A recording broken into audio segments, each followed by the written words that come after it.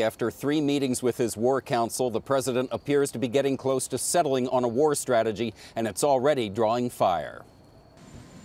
White House officials say the focus of the president's strategy will be on defeating al-Qaeda in Pakistan, while downplaying the need to completely eliminate the Taliban in Afghanistan. The Taliban, the White House argues, simply does not threaten U.S. security the way al-Qaeda does. The Taliban are obviously exceedingly bad people that have done awful things. Their capability is somewhat different, though.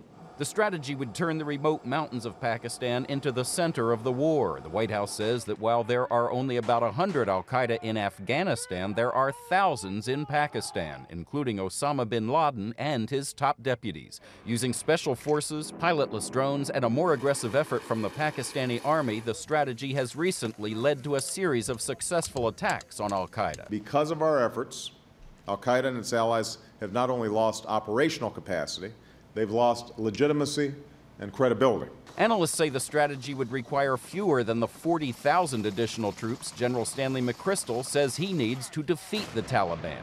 The president, though, could still call for a smaller number of additional troops to keep the Taliban in check and train Afghan police and military forces.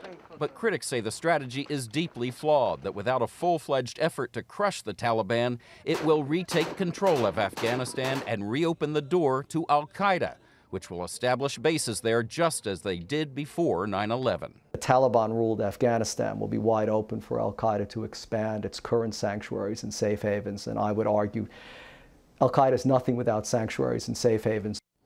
The White House says that the Taliban is now nowhere close to actually taking control in Afghanistan, and they say the president will devote whatever resources it takes to make sure that never happens. Maggie? Chip, the 4th War Council meeting is set for tomorrow. What's on the agenda?